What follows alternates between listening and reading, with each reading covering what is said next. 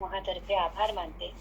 त्यांनी असंच मार्गदर्शन करण्यास वरचेवर या समूहावर यावं, अशी समूहातर्फे त्यांना विनंती करते. आजच्या निरूपणाबद्दल ज्यांना आपलं मत मांडायचं असेल, त्यांनी ते लेखी स्वरूपात समूहावर पाठवावं.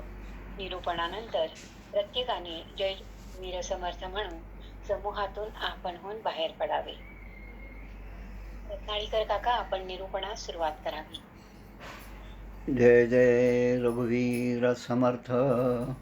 शुकासारिखे पूर्ण वैराग्य जाचे, वसिष्ठा परिज्ञान योगेश्वराचे. कवी वाल्मिका सारिखा मान्य ऐसा, नमस्कार माझा सद्गुरु रामदासा. श्रीराम मला वाटते अंतरी त्वा वसावे, तुझ्या दासबोधासी त्वा बोध व्हावे. अपत्यापरी पाववी प्रेमग्रासा, महाराज या सद्गुरु रामदासा. जय जय रघुवीर समर्थ. दशक 3 समास 10 वैराग्य निरूपण यावर आपण विचार करीत आहोत. काल आषाढ शुद्ध द्वितीया होती, आज आषाढ शुद्ध तृतीया.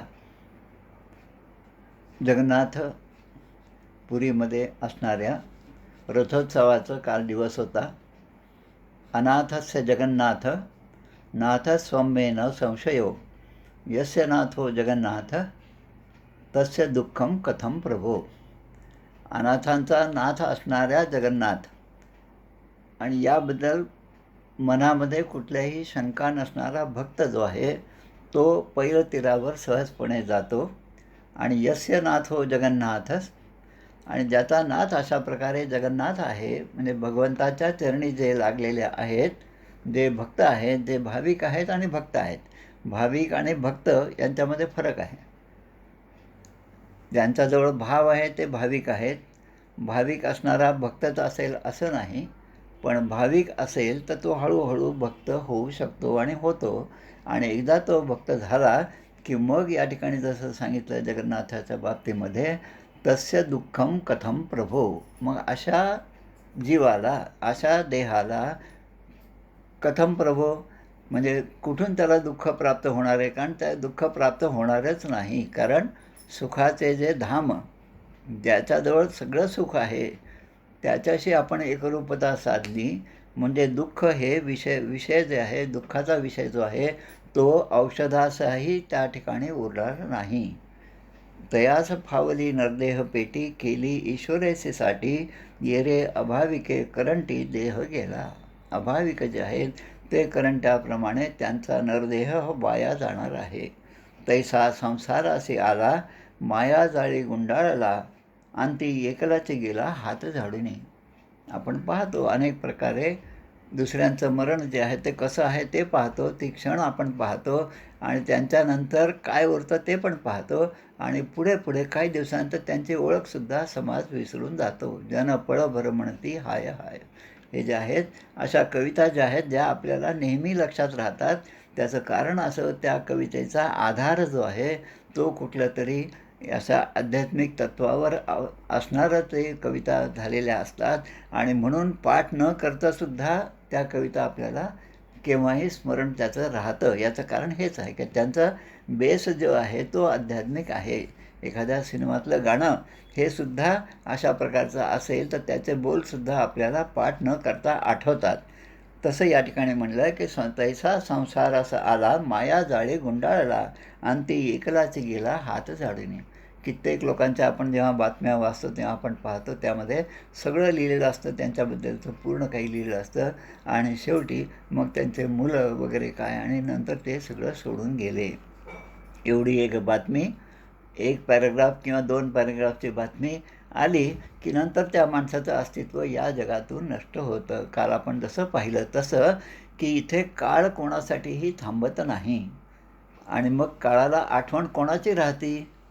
जे क्रिकेटमधल्याप्रमाणे कमीत कमी वेळा त्या क्रीजवर होते, बॅटिंग करत होते, आणि कमीत कमी ओव्हर्समध्ये, कमीत कमी बॉल्समध्ये ज्यांनी जास्तीत जास्त रन काढले त्यांची आठवण सगळ्यांना राहते. जसं स्वामी विवेकानंद 39 वर्ष बॅटिंग केली आणि केवढं मोठं तत्त्वज्ञान त्यांनी जगाला दिलं. आमचे माऊली ज्ञानेश्वर महाराज 21व्या वर्षी देह ठेवला, सदैव गेले आणि त्यांनी समाधी घेतली. त्या समाधी आजही त्याचं प्रत्यंतर जे आहे, प्रत्यय जे आहे तो अनेक भाविकांना त्या ठिकाणी गेल्यावर येतो आणि असे जे आहेत त्यांना समाज लक्षात ठेवतो. आता ज्ञानेश्वर महाराजांची पुण्यतिथी आहे असं कोणालाही सांगावं लागत नाही. सगळेजण ते लक्ष ठेवून तो दिवस साजरा करतात. याचं कारण एकच आहे की ते हरिभक्त आहेत.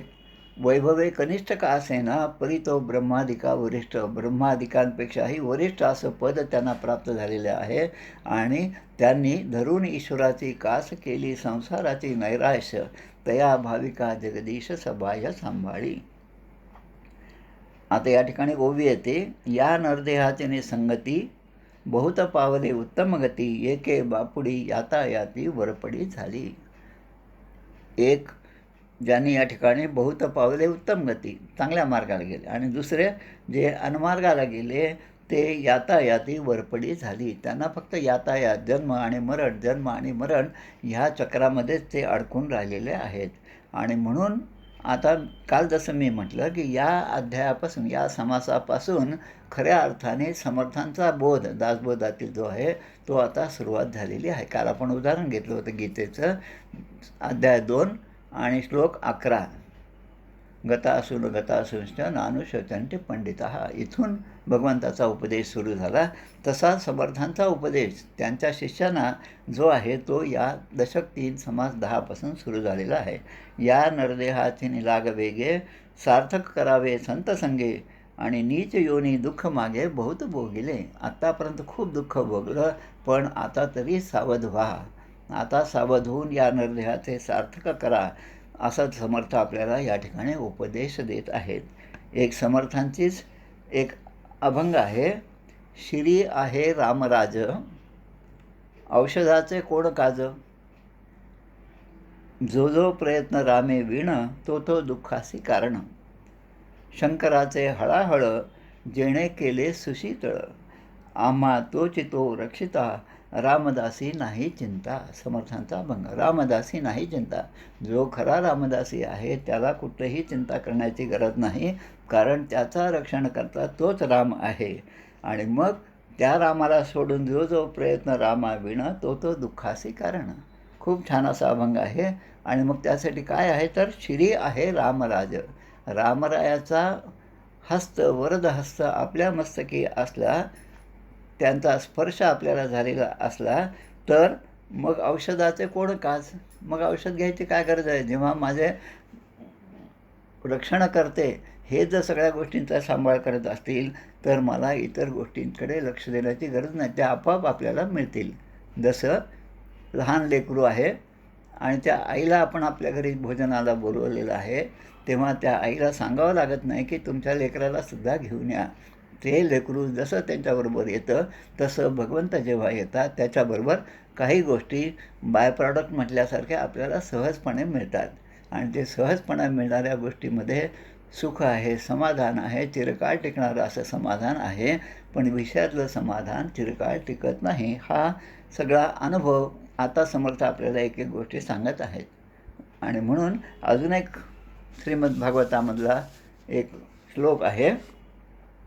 सकळ भुवनामध्ये निर्धने तेपि धन्याः. त्रिभुवनामध्ये जे निर्धन आहेत तेच धन्य आहेत असं म्हणतात. ते निर्धन आहेत हे खरं आहे, पण तरी पण ते धन्य झालेले आहेत. कोण. निवसती यदि हृदयेषां श्रीहरिर भक्तिरेका. की ज्यांच्या हृदयामध्ये श्रीहरीचं वास्तव्य आहे ते निर्धन असले तरी तेच धन्य आहेत. आणि हरिरपि निजलोकम सर्वथा तो विहाय, प्रविशती हृदितेषां भक्तिसूत्रोपनंदः. भक्तिसूत्र, भक्ती ज्यांच्या हृदयामध्ये निवास करते आहे ते खऱ्या अर्थाने धन्य आहेत. आणि मग असं धन्य व्हायचं असेल तर मग मला काय करावे लागेल, असे प्रश्न आता या पुढच्या 35 ओव्यांमध्ये विचारलेले आहेत. आणि त्याचं उत्तर जे आहे ते आपल्या 4थ्या दशकापासून सुरू होत आहे. बहुत तपाचा साठा, तेणे लाधला परिस गोटा, परी तो ठाईचा करंटा भोगूची नेणे. जो करंटा आहे त्याला त्या परिसाचं काय करावं हे समजत नाही. तो इतर दगडाप्रमाणे यासुद्धा परिसाला फेकून देतो. आणि ज्याला बहुत तपाचा साठा प्राप्त आहे, आत्तापर्यंत तप केलं, आत्तापर्यंत साधना केली, कित्येक जन्मामध्ये साधना केली, त्याला आता त्या सहजपणे प्राप्त झालेला परिसच आहे तो, जो म्हणजे आध्यात्मिक मार्गामध्ये जो लागलेला आहे तो. आणि त्याबद्दल आपण म्हणतो की हे पूर्वजन्मीचं त्यांचं सुकृत आहे, म्हणून या जन्मी असं वैराग्य, प्रखर वैराग्य बालपणापासून त्यांना प्राप्त झालं. अनेक उदाहरणं आहेत. आदिशंकराचार्य हे उदाहरण आहे. आदिशंकराचार्यांना संन्यास घ्यायचा होता. आईला ते म्हणतात, या तलावामध्ये जी मगर आहे तिने माझा पाय पकडून ठेवला आहे. आता तू जर मला संन्यास घ्यायला परवानगी दिली नाही तर हे मगर जी आहे, ही मगर जी आहे ती मला या ठिकाणून सोडणार नाही. तू फक्त हो म्हण. आणि मग आई लेकराच्या काळजीपोटी जेव्हा हो म्हणते आणि तिचा होकार आला, तेव्हा ती मायारूपी मगर त्या शंकराचार्यांचे चरण सोडते. म्हणजे त्यातून ते बाहेर येतात आणि मग पुढे आपलं घरदार सगळं सोडून जयास वाटे सुखाचे असावे, तेणे रघुनाथ भजनी लागावे. हा प्रत्यय आपल्याला अनेक संतांच्या चरित्रामधून आपल्याला लक्षात येतो. पण परी तो ठाईचा करंटा भोगूच नेणे. करंटा असेल तर मग त्याच्या नशिबामध्ये या गोष्टी नाहीच. तैसा संसार असा आला, माया जाळी गुंडाळला, अंती एकलाची गेला हात झाडूनी. म्हणून करंटा जे आहे त्याच्या ठिकाणी अवगुणच आहेत आणि जे सज्जन आहेत त्यांच्या ठिकाणी गुण आहेत.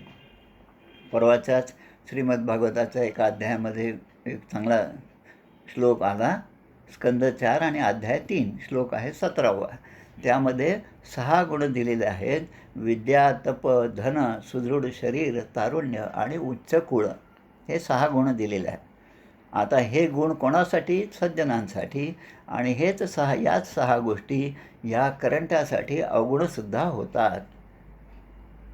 आता त्याच्या विस्ताराच्या मध्ये आपण पडणार नाही, आणि कारण ते आपण त्यात पडलो तर मग पुन्हा आपला मूळ उद्देश तसाच राहून जाईल. म्हणून फक्त एक निर्देश करतो आणि सोडून देतो. आणि मग समर्थ आपल्याला सांगतात, या नरदेहाचे लागविगे सार्थक करावे संत संगे, नीच योनी दुःख मागे बहुत भोगिले. आत्तापर्यंत कित्येक जन्मामध्ये किती दुःख भोगलं कोणास ठाऊक, पण आता तरी मला ह्या नरदेह प्राप्त झालेला आहे. ही भगवंताची माझ्यावर असणारी कृपाच आहे. शासनातर्फे काही योजना असतात. त्या योजनेमध्ये एखादा कारखाना उभारला जातो. आता कारखाना उभारल्यानंतर तो कारखाना नीट चालत आहे की नाही याचं नेहमी ऑडिट होत असतं.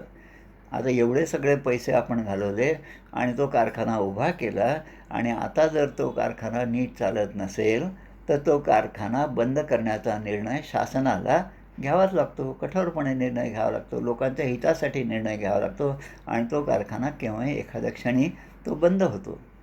हे आपलं उदाहरण आपण नेहमी पाहतो. तसंच भगवंताने आपल्याला जन्माला घातलेलं आहे आणि भगवंताने आपल्याला त्याबरोबर अनेक गोष्टी दिलेल्या आहेत. 2 डोळे दिले, कान दिले, नाक दिले, इंद्रिय दिली, बुद्धी दिली, विवेक दिला, सगळं दिलं. सगळं दिल्यानंतर आता हा जो गर्भामध्ये असताना म्हणत असतो की मला देवा तुम्ही यातून सोडवा, या नरक यातनेतून मला सोडवा. निरोधे पचे कोंडिले गर्भवासी, अधो मुखरे दुःख त्या बाळकासी. आणि मग ती प्रतिज्ञा केली आणि भगवंताने आपल्याला त्या गर्भाच्या दुःखातून आपल्याला सोडवलं आणि आपला जन्म झाला. गर्भी म्हणे सोहम सोहम, आणि बाहेर पडतात म्हणतो कोहम कोहम. कोण तुम्ही, कोण?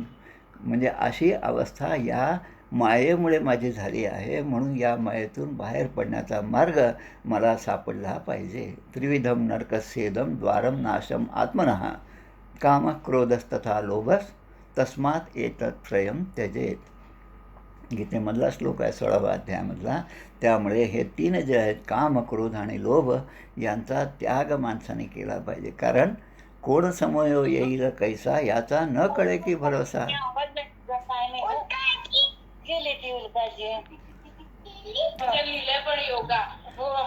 कोण समयो येईल कैसा, याचा न कळे की भरोसा, जैसे पक्षी दाही दिशा उडवणे जाती.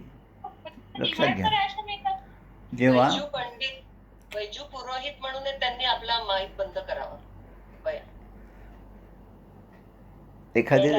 एखादी रेल्वे एखाद्या ठिकाणाहून सुरू होते. पुण्याहून गाडी सुरू झाली म्हणजे जेव्हा ती प्लॅटफॉर्मवर येते तेव्हा पूर्ण रिकामी असते आणि मग खूप गोंधळ होऊन 5-10 मिनटामध्ये इतकी शांतता होते की सगळे आपापल्या जागेवर बसलेले असतात. आता आम्ही ज्या गाडीने प्रवास केला ती गाडी इतकी सुंदर होती की आता तिला सोडूच नाही असं आम्हाला वाटतं. आणि मग नागपूर आल्यानंतर मग आता आम्ही खालीच नाही उतरणार असं कोणी म्हणतं का? असं कोणीच म्हणत नाही. हे जसं आहे म्हणजे चांगल्या गोष्टीचा त्याग करावा लागतो एखाद्या ठिकाणापासून दुसरीकडे जाण्यासाठी. हे जसं आहे तसं हा नरदेह प्राप्त झाला. या नरदेहाला किती आपण चिकटायचं, त्यामध्ये आपण किती वश व्हायचं, त्याच्यामध्ये आपण किती गुरफटून जायचं, हा विवेक प्रत्येकाला आलाच पाहिजे. आणि तो जर विवेक नाही आला तर हाच नरदेह जो आहे तो आपल्या घाताला सुद्धा कारण होणार नाही. म्हणून या नरदेहाचे निसंगती बहुत पावले उत्तम पद. उत्तम पद त्यांना प्राप्त झालं. कशामुळे? अहंता सांडूने स्वानंदे सुखी झाले. आणि म्हणून कोण समयो येईल कैसा याचा न कळे की भरवसा. आपले श्वास भगवंताने किती मोजले आहेत या आयुष्यामध्ये हे कोणालाही माहीत नसतं. पण त्या श्वासाकडे भगवंताचं नाम घेणं हेच माझं काम आहे. एकदा श्वास गेला तर पुढचा श्वास मी घेईल की नाही हा भरोसा नसतो. आणि जसं जैसे पक्षी 10 दिशा उडून जाते तसं आपलं आयुष्य हे जे आहे ते क्षणभंगूर आहे. एखाद्या झाडावर संध्याकाळची वेळ झाली, अनेक पक्षी जे आहेत ते उडत उडत येतात आणि त्या झाडावर विश्रांती घेतात. आणि अनेक फांद्या आहेत, अनेक पक्षी त्या झाडावर आहेत. रात्रभर त्या ठिकाणी ते राहतात आणि सकाळ झाली, सूर्य उगवला की पुन्हा ते आपापल्या दिशेने उडून जातात. हे जसं सहजपणे घडत असतं तैसा जैसे पक्षी 10 दिशा उडून जाती. हे जसं आहे तसं तैसे वैभव हे सकळ कोण जाणे कैसी वेळ पुत्र कळत राहती सकळ उडून बिघडून जाती. म्हणजे आपलं मानवी जीवन जे आहे ते अशाश्वत आहे, अस्थिर आहे. याचं वर्णन आता पुढच्या ओव्यांमध्ये आपल्याला करतात. आत्माराम हा जो समर्थांचा ग्रंथ आहे, आत्माराम दासबोध माझे स्वरूप स्वतः सिद्ध असता न करावा खेद भक्तजनी. त्या आत्माराम ग्रंथातल्या 3ऱ्या समासामधल्या 2-3 ओव्या या मला फार आवडतात. त्याचा उच्चार आता करूनच टाकतो, आपल्याही लक्षात येईल त्या ओव्या किती छान आहेत त्या. जैसा सारीपाट खेळती सारी एकांच्या मागून आणती आणि खेळो बैसता वाटून घेती आपल्या आल्या. सारीपाट आमच्या लहानपणी काही विशिष्ट सणाच्या दिवशी आईसुद्धा सारीपाट खेळत होती. तिच्याबरोबर आम्हीसुद्धा खेळत होतो. आणि खेळो बैसता वाटून घेती सारी आपल्या आल्या. म्हणजे आता मी काळी सोंगटी घेणार का मी पांढरे घेणार हे आपण जेव्हा खेळायला सुरुवात करतो तेव्हा आपण ठरवतो. आता मी जर पांढऱ्याचं सिलेक्शन केलं असेल तर काळी जर गोटी मी मारली तर मला खूप आनंद होतो. पण तीच माझी पांढरी गोटी जर मेली असेल तर मला खूप दुःख होतो. आणि पुन्हा दुसऱ्या डावामध्ये जर माझी काळी असेल तर काळी जिवंत राहिली तर मला सुख मिळतं आणि पांढरी मेली तर मला आनंद होतो. हे जसं आहे तसं फास यास दे दे म्हणती आत्मारामामध्ये 3ऱ्या समासामध्ये या ओव्या आहेत पहा. फासयास दे दे म्हणती एक ते रडी खाती क्रोधा पेटल्या घेती जीव एक एकाचा.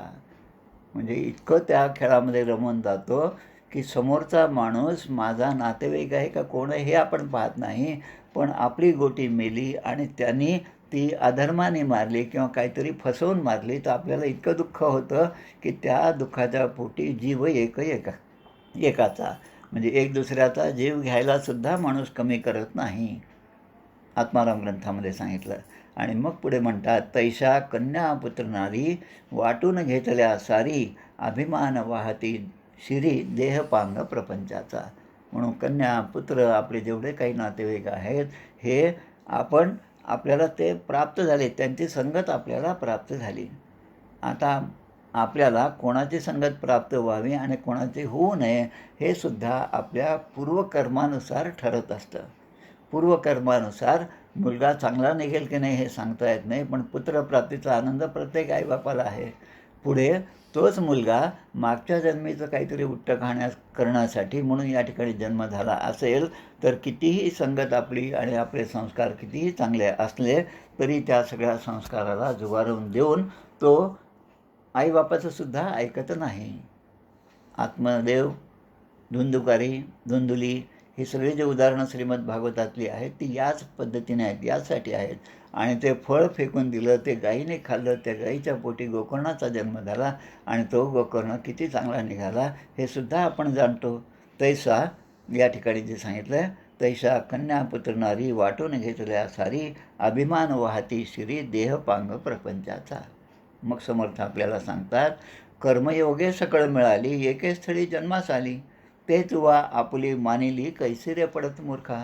कर्मयोगाने, कर्माच्या सिद्धांताने आपण सगळं या ठिकाणी वेगवेगळ्या काळामध्ये वेगवेगळ्या ठिकाणी जन्म घेतलेले या एका घराण्यामध्ये जन्म घेतो. आणि मग या ठिकाणी जन्म घेतल्यानंतर आपण काय केलं याचं फार महत्त्वाचं आहे. आणि म्हणून समर्थ म्हणतात, सांगे वडिलांची कीर्ती तो एक मूर्ख. आमच्याकडे असं होतं, आमचे आजोबा होते, आमच्या आजोबांना दृष्टांत होत होते, आमचे पंजोबा तर मोठे कीर्तनकार होते, त्यांच्या कीर्तनाला हजारोंची गर्दी असायची, ते एकही पैसा न घेता कीर्तन करीत होते, असं आपण खूप अभिमानाने सांगतो. हे तिथपर्यंत ठीक आहे, पण सांगे वडिलांची कीर्ती तो एक मूर्ख हे लक्षात घेतलं पाहिजे. पण मी काय करतो हे जास्त महत्त्वाचं आहे. आत्तापर्यंत सगळं चांगलं होतं, पण आता जर मी चांगल्या प्रकारे वागलो नाही, नीती न्यायाने वागलो नाही, तर आत्तापर्यंत जे वैभव होतं ते धुळीस मिळण्यासाठी 2 क्षणही लागणार नाही.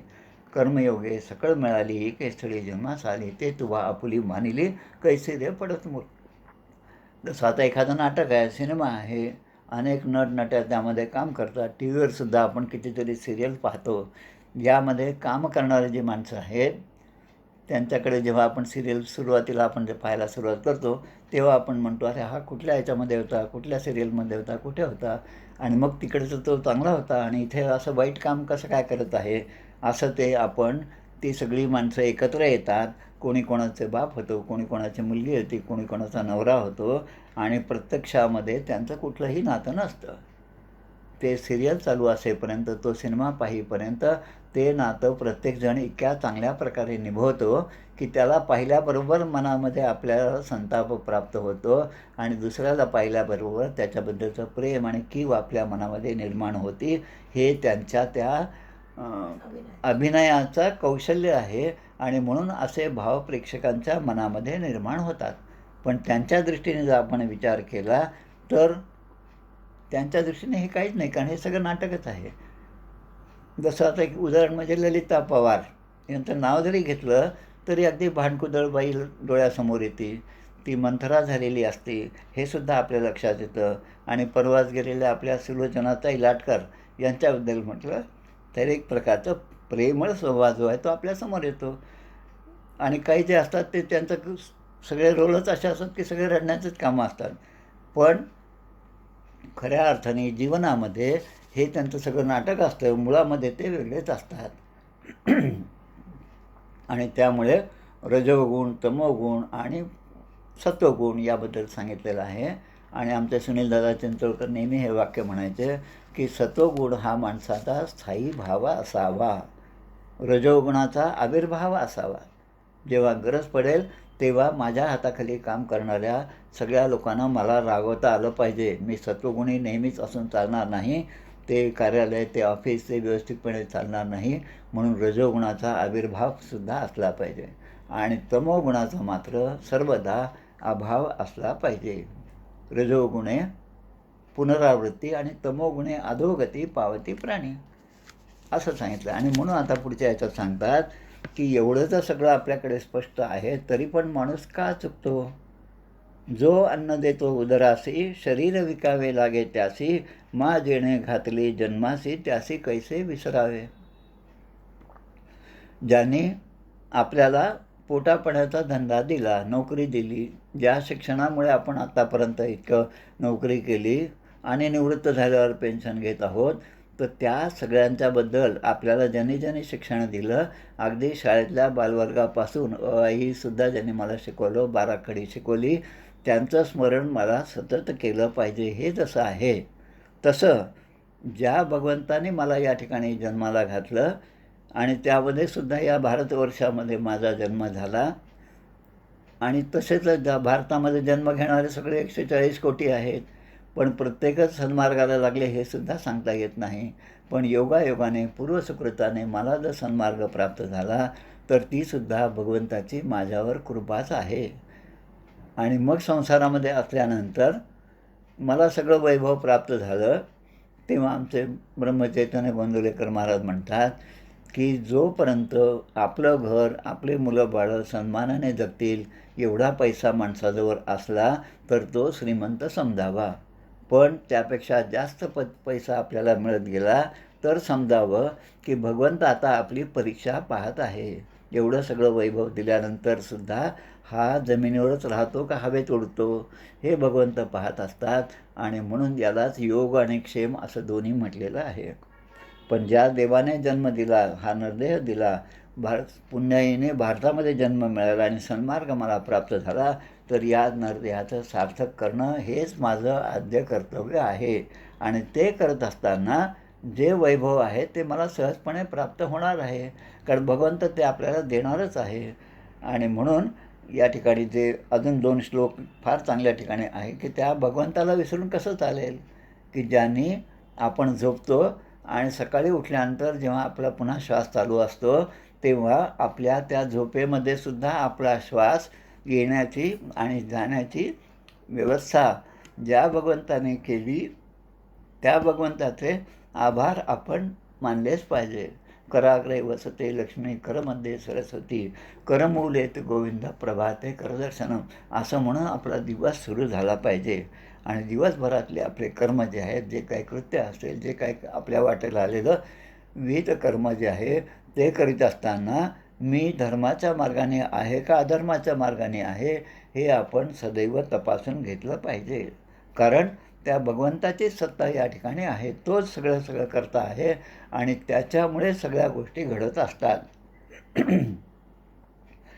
समर्थांचा एक पत्र आहे, विजापूरचा सरदार निघाला आहे, सगळ्यांना माहीत असणारं हे पत्र आहे. एक मिनटं.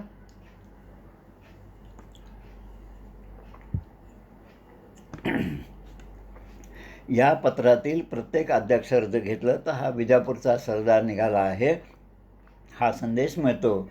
आणि शिवाजी महाराजांना ती सूचना मिळते आणि शेवटी ते म्हणतात, आदि माया हे मूळ भवानी, हे तर सकळ ब्रह्मांडाचे स्वामीने, एकांती विवेक करून इष्टयोजना करावी. त्यामध्ये एक ओवी अशी आहे, रजनीनाथ आणि दिनकर नित्य करती संचार, घालिता ते येरझार, लाविले भ्रमण जगदीशे. आता या ओवीच्या प्रमाणे या ठिकाणी या मधला संदर्भसुद्धा याच ठिकाणी दिलेला आहे. त्यासुद्धा ओव्या यामध्ये आहेत पहा. जसं 53-54, तुझे तुझ नवे शरीर, तेथे इतरांचा कोण विचार, आता एक भगवंत साचार, धरी भावार्थ बळे. एका दुर्बला कारणे नाना नीचांची सेवा करणे, नाना स्तुती समने मर्यादा धरावी. आणि पुढे, जो अन्न देतो उदरासी, शरीर विकावे लागे त्यासी, मा जेणे घातले जन्मासी, त्यासी कैसे विसरावे. त्या भगवंताला विसरून चालणार नाही, त्या भगवंताचे आपल्यावर अनंत उपकार आहेत. 2 श्लोक त्या ठिकाणी येतात फार महत्त्वाचे. यद भयात वाती वातोयम, सूर्यस्तपती यद भयात, यद भयात वर्षते देवो, भगणो भाती यद भयात. म्हणजे यद भयात वाती वातोयम, की ज्याच्या भयामुळे, भय म्हणजे चांगल्या अर्थाने ज्याच्या शासनामुळे, ज्याने घातलेल्या नियमांमुळे वारा वाहत असतो. सूर्यस्तपती यद भयात, सूर्य रोज उगवतो, रोज मावळतो. हे सूर्य आपल्या दृष्टीने मावळणं आणि उगवणं आहे, पण सूर्याच्या दृष्टीने काहीच नाही, हे कर्मच नाही. तो तर केव्हाही तळपत आहेच. आजच मला आमच्या सरांनी, ज्यांनी मला संस्कृत शिकवलं, ते आमचे अतुलजी तरटे सर आहेत, नाशिकला आहेत. त्यांच्याकडून मी संस्कृतचं 2-3 वर्षापासून शिक्षण घेत आहेत. त्यांनी मला हाच एक प्रश्न विचारला की उगवत्या सूर्याचं दर्शन घेणं हे तर चांगलंच आहे, पण ते म्हणतात की मला कोणीतरी एक असं सांगितलं, अगदी वयस्कर माणसाने सांगितलं की सूर्यास्त जो आहे तो पाहू नये. आता हे बरोबर आहे की नाही हे त्याने मला विचारलं. तेच मी त्यांना सांगितलं की रजनीनाथ आणि दिनकर नित्य करीती संचार, आणि हे सूर्य आणि चंद्र या 2 देवता ज्या आहेत, ज्यांचं प्रत्यक्ष दर्शन आपण रोज घेऊ शकतो. आणि त्यामुळे सूर्योदय असो किंवा सूर्यास्त असो, ते दर्शन आपण घेतलंच पाहिजे. जेव्हा आम्ही मागे समर्थांच्या चतुःशताब्दीनिमित्त जेव्हा पदयात्रा केली 1000-1200 किलोमीटरची झाली असेल, त्यामध्ये एका गावामध्ये आमचा मुक्काम होता. तेव्हा एका प्राध्यापकांची भेट झाली. ते मला त्या काळात सांगत होते, आज त्याला पुष्कळ 15 वर्ष झाले. ते सांगत होते की मागील 40 वर्षापासनं मी रोज पंचांगात पाहून सूर्योदय आणि सूर्यास्ताप्रमाणे शेतावर जाऊन दोन्हींचं दर्शन घेत असतो. तेच आजचा दिवस जो आंतरराष्ट्रीय योग दिवस आहे, तोच आपल्याला सांगतो की सूर्याचं घेता सूर्यदर्शनं, स्फूर्ती वाढे निरंतर घेता सूर्यदर्शनं. माणसाच्या मनामधली स्फूर्ती वाढत जाते, कारण या सूर्यापासून आपल्याला तेज मिळतं आणि ते तेज आपल्यामध्ये पंचमहाभूतांच्या रूपाने आहे. ते तेज थोडं जरी कमी झालं, ते पृथ्वी तत्त्व थोडं जरी कमी झालं, ते जलतत्त्व थोडं जरी कमी झालं, वायुतत्त्व जरी कमी झालं, तरी आपल्याला लगेच ICUमध्ये भरती करावं लागतं. एवढं त्याचं महत्त्व आहे. पण जेव्हा त्या ICUमध्ये आपण जातो, तेव्हा या महाभूतांचं महत्त्व आपल्याला समजतं आणि मग ते सांगतात, आता यांना फक्त 2-2 तासांनी 2-2 चमचेच पाणी द्या. आणि तेच जेव्हा आपली तब्येती चांगली असतात, तेव्हा नळ सुरू असला, पाणी वाहत असलं तरी तो बंद करावा ही बुद्धी माणसाला येत नाही. ही बुद्धी येणं म्हणजे भगवंताचं स्मरण आहे आणि त्या भगवंताच्या स्मरणामध्ये प्रत्येक काळ गेला तर आपलं जीवन धन्य होणारच आहे. असं या ठिकाणी आपल्याला लक्षात आलं पाहिजे. या सगळ्या गोष्टी आपल्यासमोर स्पष्टपणे घडत असतात. म्हणून हे जग जे आहे ही सगळी प्रयोगशाळा आहे. अनेक प्रयोग या ठिकाणी आपण करतो आणि त्या प्रयोगाकडे आपलं लक्ष असलं पाहिजे. त्या प्रयोगाचा परिणाम जो आहे तो सुद्धा आपल्या लक्षात आला पाहिजे आणि तो जर आला तर आपण सावधानतेने अनेक गोष्टी या ठिकाणी करत जाऊ आणि त्या जसं करू आपण तसं आपलं प्रत्येक कर्म ही भगवंताची सेवाच होणार आहे. सगळे व्यवहार जे आहेत ते भगवंताच्या सत्तेने चालतात. तोच आपल्याला जन्माला घालतो आणि जो जन्माला घालतो तोच आपल्या पोटापाण्याची सोयसुद्धा करतो. त्या भगवंताला न विसरणे यातच खरं माणूसपणा आहे. अनेक गोष्टीमध्ये आपण पाहतो की एक अभंगसुद्धा आहे, हेची दान देगा देवा तुझा विसर न व्हावा, गुण गायीन आवडी हेची माझी सर्व गोडी, न लगे मुक्ती आणि संपदा संत संग देई सदा, तुका म्हणे गर्भवासी सुखे घालावे आम्हासी. महत्त्वाचं काय तर तुझा विसर न व्हावा, मा देणे घातले जन्मासी त्याचे कैसे विसरावे. आणि पुढे अजून एका अभंगामध्ये म्हणतो आपण, निशिदिनी तव मी नाम स्मरावे, विसर तुझा न पडावा. भगवंता तुझा विसर पडू नये एवढीच कृपा आमच्यावर ठेवा. तुझ्या नामामध्ये अखंडता असली पाहिजे. ते नाम मी अखंड घेतलं पाहिजे. ते कधीही खंडित होऊ नये एवढी तुझी कृपा जर माझ्यावर झाली तर मग तुका म्हणे गर्भवासी सुखे घालावे आम्हासी. आणि तोच भगवंत आपल्याला समजावून सांगतो की ईश्वर सर्वभूतानां हृदयेर्षेर्जुन तिष्ठती, भ्रामयन् सर्वभूतानि यंत्रारूढानि मायया. मग आता ईश्वर सर्वभूतानां हृदयेर्षेर्जुन तिष्ठती. अर्जुनाला सांगतात की प्रत्येक प्राणीमात्रांच्या हृदयामध्ये मीच आहे, सर्वस्वचाहम हृदय सन्निविष्टो. तसा मी प्रत्येकाच्या ठिकाणी स्थित आहे. पण माझं ते स्वरूप कळण्यासाठी जो अनावश्यक भाग आहे, जो अनावश्यक विचार आहे, जे वाईट गोष्टी आहेत त्याचा त्याग जोपर्यंत आपण करणार नाही तोपर्यंत भगवंताचं प्राकट्यीकरण या ठिकाणी होणार नाही. हे मात्र आपण लक्षात ठेवा. कारण तोच भगवंत रात्रंदिवस सगळ्यांची काळजी वाहत असतो. त्याच्या भयानेच ढग पाऊस पाडतात. त्याच्या भयाने सागरसुद्धा मर्यादेमध्ये राहतो. या सागराच्या मर्यादेबद्दलसुद्धा खूप छान प्रकारे विश्लेषण समर्थाने केलेलं आहे. ते म्हणतात, न मिळे आलिया पदार्थ तो एक मूर्ख. आणि दुसरीकडे सागराचा उपमा देतात की कशीही गोष्ट असो, तो सागर जो आहे, तो समुद्र जो आहे, ती सगळे आपल्या पोटामध्ये घालतो. शेष जो आहे तो पृथ्वीला आपल्या डोक्यावर तोलून धरतो. सूर्य वेळेवर उगवतो आणि मावळतो.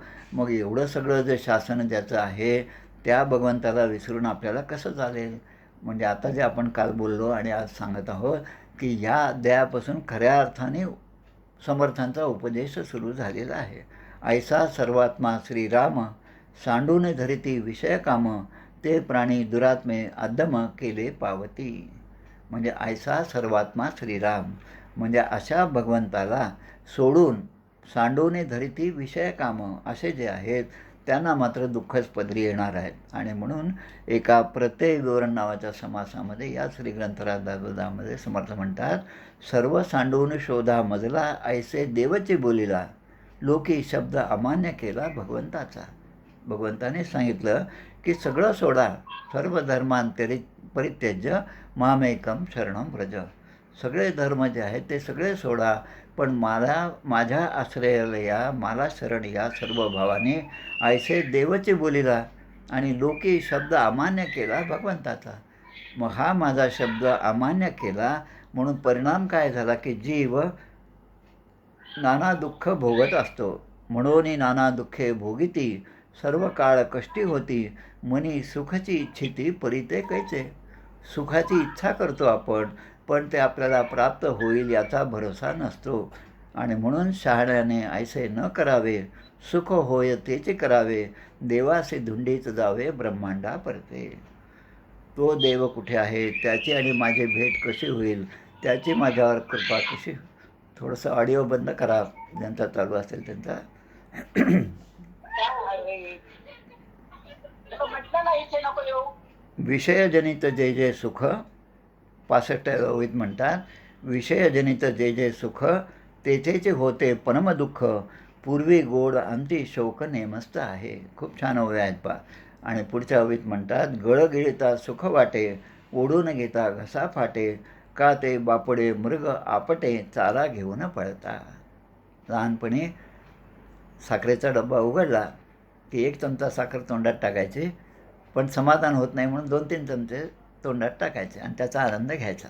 आता ही अशी सवय लागता लागता आजची अवस्था अशी की डायबेटीस झालेला आहे. आता साखर अजिबात बंद झाली. विषयजनित जे जे सुख तेथेचे होते परम दुःख, पूर्वी गोड अंती शोक नेमस्त आहे. पूर्वी खूप गोड लागायचं, पण आता त्या आंब्यातसुद्धा गोडी नाही. म्हणजेच विषयामध्ये गोडी नाही, भगवंता तुझ्या नामाशिवाय इतर कशातही गोडी नाही, हे समजण्यासाठी हे सगळे प्रयोग लहानपणापासूनचे जे आहेत ते आपण लक्षपूर्वक त्यांच्याकडे पाहिलं पाहिजे, त्यातून शिकलं पाहिजे. आणि गळ गिळता सुख वाटे, ओढून घेता घसा फाटे, का ते बापुडे मृग आपटे, चारा घेऊन पळता. त्या हरणाला सुद्धा मृगजळ दिसतं आणि पिण्याच्या आणि तृषार्त झाल्यामुळे तो धावत धावत त्या ठिकाणी जातो, पण पाण्याची प्राप्ती मात्र त्याला कधीच होत नाही. तसं गीतेमध्ये सुद्धा अशा प्रकारचे 2-3 श्लोक आलेले आहेत. 18व्या अध्यायामध्ये आहेत. मोक्ष संन्यास योगो नाम अध्याय 18वा. यत्तदाग्रे विषमीव परिणामे अमृतोपमं, तत्सुखम सात्विकम प्रोक्तम आत्मबुद्धी प्रसादजम. आणि विषयेंद्रिय संयोगात यत्तद अग्रे अमृतोपमं परिणामे विषमीव तत्सुखम राजसम स्मृतम. आणि तिसरं, यत्तद अग्रे चानुबांधेच सुखम मोहनम आत्मनः, निद्रालस्य प्रमादोत्थम तत्तामसम उदाहृतम. म्हणजे 3 प्रकारचे सांगितले. सात्विक आहे, राजस आहे आणि तामससुद्धा सांगितलेलं आहे. कसं आहे ते पहा. यत्तद अग्रे विषमीव, संसार जो आहे तो सुखाचा आहे असं वाटतं, पण त्यामध्ये सुख नाही. पण जेव्हा आपल्याला गोळ्या देतात, लहान मुलांचं जे औषध असतात त्यामध्ये पहा, ते नेहमी गोड असतात. त्याला चांगला वाससुद्धा असतो, फ्लेवरसुद्धा असतं. मुलाने ते खाल्लं पाहिजे, पण ते खात असताना त्यांना जी गोडी वाटते ते गोडी, त्याचा परिणाम त्यांच्यावर नसतो, पण त्यांच्या ठिकाणी असणाऱ्या रोगावर परिणाम त्या औषधामधलं मूळ जे घटक आहेत, इन्ग्रेडियंट्स आहेत, त्याच्यावरून त्यांची तब्येत चांगली होते. तत्सुखम सात्विकम प्रोक्तम आत्मबुद्धी प्रसादजम. असं ते सात्विक जे आहे ते दिसायला यत्तद अग्रे विषमीव. अग्रे म्हणजे त्याचा सुरुवातीचा परिणाम हा विषासारखा कडवटसुद्धा असेल, पण त्याचं जे म्हणजेच खऱ्या अर्थाने श्रेय आणि प्रेय या 2 ज्या गोष्टी सांगितल्या आहेत त्या या ठिकाणी सांगितल्यात. आणि मग विषयेंद्रिय संयोगात तत्तद अग्रे अमृतोपमम. राजस कसं आहे की ते दिसायला चांगलं आहे, तुम्ही मला निवडून द्या आणि मी तुमची सेवा करेल, दिसायला खूप चांगलं आहे, पण निवडून दिल्यानंतर सेवा करणं, बोलीला बोल विसरू नये, प्रसंगी सामर्थ्य चुकवू नये, सगळं समर्थ आपल्याला सांगतात आणि आपण या गोष्टी विसरतो निवडणुकांच्या काळामध्ये. तसं ते म्हणतात विषयेंद्रिय संयोगात यत्तद अग्रे अमृतोपमम पण त्याचा परिणाम जो आहे तो विषमीव आहे. म्हणजे राजा कालस्य कारणम हे जे आहे ते म्हणायची वेळ आपल्यावर येते. आणि म्हणून असं जे सुख आहे तत् राजसम स्मृतम, तत्सुखम राजसम स्मृतम. आणि तिसरा जो भाग आहे तो देता निद्रा, आलस्य आणि प्रमाद हे जेव्हा असतात तेव्हा यत्तत् अग्रे चानुबंधेच सुखम मोहनम आत्मनः. आणि म्हणून याला तामस वृत्तीचं म्हणलं. असं मोक्ष संन्यास योगो नाम या अध्यायामध्ये गीतेमध्ये सांगितलेलं आहे. आतापर्यंत आपण जो काही विवेचन केलं, जे ऐकलं किंवा दासबोध आपण जो वाचत असतो, अनेक ठिकाणी दासबोध पारायण होत आहेत. अखंड दासबोध पारायण ही सुद्धा एक योजना सध्या सुरू आहे. त्या योजनेमध्ये दर 15 दिवसामध्ये श्री ग्रंथराज, दासबोध, आत्माराम आणि मनाचे श्लोक अशी पारायणं होतात. आणि ज्यांनी पारायण केलं त्यांच्या याद्या श्री क्षेत्र सज्जनगडावर मी ईमेल करून पाठवत असतो. आणि दर महिन्यातल्या दोन्ही नवमीच्या दिवशी समर्थांना त्या याद्या समर्पण होतात. आता जो दासबोध आपण वाचतो त्यामध्ये आत्तापर्यंतचा ग्रंथ जो आहे त्याबद्दलचं विवेचन जे आहे ते आमच्या बाबा बेलसरने त्याला एक नाव दिलं, अथा तो देव जिज्ञासा. दशक 3 समास 10 जे विवेचन आहे त्याला ते म्हणतात अथा तो देव जिज्ञासा. श्री नारद भक्ती सूत्र जे आहेत त्यामध्ये 83-84 सूत्र दिले आहे. त्यामधलं एक सूत्र आहे आता तो ब्रह्म जिज्ञासा. ब्रह्माबद्दलची जिज्ञासा साधकाच्या मनामध्ये निर्माण करणे. आणि मग नारद भक्ती सूत्र आहे तसं या ठिकाणी ते म्हणतात आता तो देव जिज्ञासा. म्हणजे दशक 3 समास 10 जे काही दासबोधामधला भाग आहे त्यामध्ये काय झालं की माणसाच्या ठिकाणी देवाबद्दलची जिज्ञासा निर्माण करण्याचं काम हे आत्तापर्यंत पहिला दशक, दुसरा दशक आणि तिसऱ्या दशकाच्या 9व्या समासापर्यंत झालेलं आहे. आता श्रोत्याच्या मनामध्ये, ऐकणाऱ्याच्या मनामध्ये, भक्ताच्या मनामध्ये हे सगळं ऐकून एक प्रकारची जिज्ञासा निर्माण झालेली आहे. आता ती जिज्ञासा कशी आहे यासाठी पुन्हा श्रीमद भागवताचा पुन्हा आधार आपण घेऊया. शौनकादी ऋषी ते नैमिषारण्यामध्ये बसलेले आहेत आणि सूतजी त्या ठिकाणी आलेले आहेत. रोमहर्षणाचा पुत्र उग्रश्रवा हे त्या ठिकाणी आले. त्यांना काही प्रश्न विचारलेत. पुसाम एकांतम श्रेय किम अस्ति. श्रेय काय आहे? परमकल्याणाचा मार्ग कोणता? भगवंताचे अनेक अवतार आहेत असं आम्ही ऐकलं. त्या अवतारांचं प्रयोजन काय? त्याचं कारण काय? मग जेव्हा भगवंत अवतार घेतात तेव्हा ते कुठल्या प्रकारचे कर्मे करतात? अवतारांच्या कथा कोणकोणत्या आहेत त्या तुम्ही आम्हाला सांगा. आणि मग ते म्हणतात विशेषत्वाने या कथा सांगत असताना श्रीकृष्णाचे चरित्र तुम्ही आम्हाला सांगा. आणि शेवटी म्हणतात श्रीकृष्ण निजधामाला गेले तेव्हा धर्म कोणाला शरण गेला? धर्म कम शरणम गतः. त्या श्रीकृष्णाने श्रीमद भागवतामध्ये, महापुराणामध्ये प्रवेश केला. मग असे पूर्ण त्या प्रश्नांची उत्तरं म्हणजे श्रीमद भागवत असा ग्रंथ आहे. ही जशी 6 प्रश्न आहेत तसंच या ठिकाणी सुद्धा श्रोत्यांच्या मनामध्ये जिज्ञासा निर्माण झाल्यामुळे श्रोत्यांनी आता काही प्रश्न विचारायला सुरुवात केली. ते प्रश्न कसे आहेत ते पहा. आणि मग त्याचं उत्तर जे आहे ते म्हणजे पुढचा दशक आहे किंवा पुढचा सगळा ग्रंथराज दासबोध आहे. या ठिकाणी ते म्हणतात भगवंत कसा आहे आणि तो भगवंत कुठे राहतो? त्याची प्राप्ती कशी होईल? मला त्या भगवंताची प्राप्ती कशी होईल? हा नरदेह मला प्राप्त झालेला आहे. अनंत जन्मीच्या पुण्याने प्राप्त झालेला हा नरदेह आहे. मग याचं सार्थक करायचं म्हणजे मी काय केलं पाहिजे आणि ते सार्थक कसं घडेल? हा जो संसार जो आहे तो दुःखमूळ आहे. संसार हा दुःखमूळ आहे हे मला पटलेलं आहे. मग आता हे दुःखमूळ संसार जो आहे त्याचा जो पाश आहे हे पाश ते लोखंडाचे असोत किंवा सोन्याचे असो किंवा चांदीचे असो ते पाशच आहेत, त्या बेड्याच आहेत. मग त्या कशाने तुटतील? त्यापासून मी मुक्त कसा होईल? नरदेहाची होणारी अधोगती जी आहे ती अधोगती मला कशी चुकवता येईल? अशा प्रकारचे अनेक प्रश्न वक्त्याला विचारलेले आहेत. म्हणजे समर्थानेच हे दोन्ही पक्ष उभे केले. श्रोता आहेत आणि वक्ता आहे. आणि मग आपण नेहमीच म्हणतो श्रोता वक्ता श्रीराम समर्थ. आता वक्ता तर श्रीराम समर्थ आहेच, पण श्रोत्याला सुद्धा श्रीराम समर्थापर्यंत नेण्याची जबाबदारी समर्थाने घेतली. बहुत पावले उत्तम पदे अहंता सांडूनी स्वानंदे सुखी झाले. मग त्या उत्तम पदापर्यंत जाण्यासाठी मग हा सगळा बोध केलेला आहे. मग समर्थ एक उत्तर देतात, वक्ता म्हणे हो एक भावे, भगवत भजन करावे, तेणे होईल स्वभावे समाधान. भगवत भजन करा आणि त्यामुळे खरं समाधान तुम्हाला प्राप्त होईल. कारण या संसारामध्ये समाधान नाही. त्या म्हातारीची जशी गोष्ट सांगतात, ती सुई त्या झोपडीमध्ये पडली आणि ती त्याचा शोध बाहेर झोपडीच्या बाहेर घेत होती आणि मग कितीही शोध घेतला तरी ते सापडणार नाही. मग ज्या ठिकाणी ते नाही त्या ठिकाणी आपण शोधत बसलो तर कितीही कष्ट केले तरी ते कष्ट सगळे वाया जातीलच. आणि म्हणून याचा सगळ्या संसाराचं मूळ जे आहे, करी सुख संवाद जो उगमाचा, जगी धन्य तो दास सर्वोत्तमाचा. म्हणून उगमाकडे जाणं हे महत्त्वाचं आहे. आणि नदीच्या उगमाकडे जो आपण जातो, जेव्हा आपण सुरुवात करतो नदीला, तेव्हा नदीला ऐल तीर आहे, पैल तीर आहे, दोन्ही भाग आहेत. पण जेव्हा उगमाला जातो, उगमापर्यंत आपण जातो, तेव्हा त्या ठिकाणी ऐल तीर नसतं आणि पैल तीर नसतं आणि मधली ती नदी पण नसते. म्हणजे तो भवसागरसुद्धा त्या ठिकाणी नसतो. अशी अवस्था आपल्याला कशी प्राप्त होईल? मग ते सांगतात की तेणे होईल स्वभावे समाधान.